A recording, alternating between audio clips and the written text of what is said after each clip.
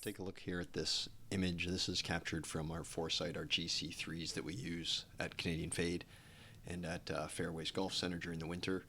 So a lot of questions I'll get asked from players is about consistency of their golf shots. So when we dig a little deeper, it's usually about directional control. So, sometimes I hit it way left, sometimes I hit it way right. What can I do just to hit the ball straight? And I try to say that's not always the best goal. Like, to hit it straight is fine, but really we should be more focused on trying to control our ball flight. So whether your ball turns a little bit left or turns a little bit to the right, if it's not perfectly straight all the time, that's really not a big deal. We just need to make sure we know where it's going. And our goal is to just continue to decrease that dispersion that we would have as far as how far left or how far right or how far away from our intended target the golf ball's going to get. So I don't necessarily have to make your end goal hit the ball straight. You just want to make sure that you're hitting it straight enough, let's say, or close enough to your target. So with this shot that we see here on the screen, so this is from a right-handed player, so this would be classified as a little bit of a draw. Not very much. It was just turned a little bit, so you can see down here we've got our curve, so the little box is down at the bottom. So the second one from the right, that tile there shows how much this ball curved. So this ball curved 10 yards to the left, and it finished almost 2 yards left of the target, so left of this straight white line down the middle. So if you want to, the big question becomes, well, how do you do that? And instead of going down a bit of a rabbit hole or a bunch of opinions on what you need to do with your body, like, to hit a draw, close your stance or tuck in your elbow or swing smooth, whatever you may hear, it really just boils down to what does the club look like when it hits the golf ball. So the golf ball is just going to react to the club when it strikes it. And if you want your ball to turn to the left for a right-handed player, you're just going to need to make sure that your club face at that moment of impact is left of the path your club is traveling on. So I have a video out there that breaks that down. Well, there's certainly some you can find anywhere on YouTube that can break that down a little bit of a visual there for you, if that's something you haven't really heard before. But essentially, club face closed to your path. That way you can flip this around for a left-handed, right-handed player. But so let's say for a right-handed player, if you have your club face pointed left relative to where the path of your club is traveling, then your ball's going to have a tilt to the left, or we always describe it as side spin. So you'll see these tiles down here in the middle. You've got this spin axis tilt. So this is showing this ball is tilted 8.8 degrees to the left, and the side spin is just the same. These are representing the same thing. So this is telling us that the golf ball is spinning 954 RPMs to the left. So the higher that number, the more the ball is going to curve. The higher the tilt, same idea, the more the ball is going to curve. So the reason why this ball is turning to the left, you have to look over here at these first two tiles. So we have a launch direction. So this is a shot that's been hit on a GC3. So that's from Foresight Launch Monitor. Foresight, the GC3 has 3 high-speed cameras in it.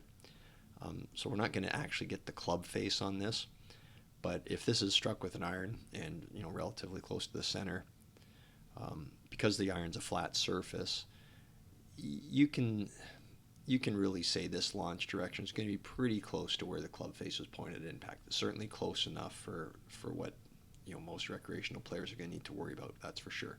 So this ball took off at the moment of impact. So from its stationary position, it took off 3.6 degrees to the right. So what we're going to do here is make this a little bit of that assumption. Let's say this club face at impact was pointed 3 degrees to the right, and the next tile over shows the club path. So the club path here at 8.9, then the I and the O, that just stands for in to out. So for a right-handed player, in to out would have a swing path that is moving to the right. So in this particular swing, the club was traveling, let's kind of round that up, 8.9 degrees, let's call it 9 degrees to the right. The club face was pointed 3.6 degrees to the right, so not quite as far right as the path. So the other way to say that would be this club face was left of the path. So since the club face was close to the path in this particular shot, we're talking again here, the club face was 3.6 degrees to the right, the path was 8.9 degrees to the right, So this ball is going to start to the right. So it has this launch direction. So it starts 3.6 degrees to the right, and it's curving back here to the left, and it's 10 yards of curve and finishes 2 yards left of our center line. So if you want to hit a bigger curve, your options, so to raise these numbers, increase this tilt to the left, or to increase this spin even higher to the left, you've got a couple options. You could rotate this club face more to the left, so close it more. So let's say this ball would have started at 0 degrees and the path stayed the same. So now you'd have 8.9 degrees of difference between the face and the path. Both these numbers would go up. This spin axis tilt and the side spin would go up. You'd increase your curve.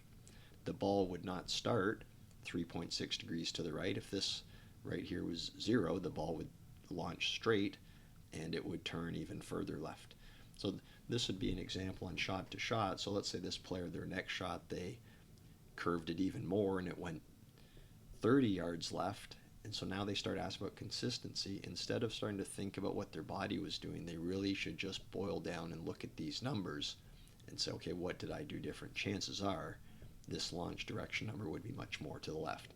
It's not as common, let's say, to have this club path number change from swing to swing, to change drastically from swing to swing. But you'd certainly see it, that this launch direction, that's where most recreational players are going to struggle, and that's where they're going to see the ball taking off in different directions and curving more left and more right. So this is what leads to inconsistency in our golf game. So having a launch monitor available when you practice really helps to give you another perspective, or just some more data that you can look at. If you're outdoors, you can see the ball fly, and you can make some assumptions on these numbers. But when you're indoors and you don't actually get to see the ball, it's fantastic to have these numbers right here, and then you just start trying to relate those numbers to what it feels like when you strike the golf ball, or make sure that you have an intent, like what are you trying to do. So if you're trying to hit the ball straight, I'm not saying that that's good or bad or should be the goal, but you'd then be looking to try to get a path that was pretty close to 0 or very neutral. So at the moment of impact, your club is traveling directly at your target, and you try to have this launch direction, or the club face. For our case here, we're talking about that as club face, even though it's really launch direction. But if you can get that to start at 0, your club path at 0, we should see this spin axis tilt and this side spin, in theory, also be 0, the curve be 0, and the ball land directly on line. So these are the main things: your launch direction and your club path. Again, for our purpose, we're talking about this launch direction as being where the club face, or essentially close enough to where the club face will be pointed. So if you want to control your golf ball, these are the two big things you're going to have to pay attention to: the launch direction and club path. And between these two, always focus on launch direction first. That's really the big one you're going to want to get control of. Club path, you can essentially make anything work as you get started. But as you progress with your golf game, you're going to want to get this a little closer to 0. But there's times when you're going to really need to curve the ball a lot, and it boils much down to launch direction more so than club path. So having control of your club face is going to trump your path for the most part. Certainly where I would have you focus first. So hopefully that helps, and can explain a little bit as to how we control our ball flight. So this is a little bit of a draw. The first thing you're going to want to do if you want to hit an effective draw is have the club face, for a right-handed player, left of the path, or for any player, have your club face close to your path, and that will tilt the ball to the left or to the right, depending on if you're a left or right-handed player. But that's what's going to change your spin axis tilt and your side spin.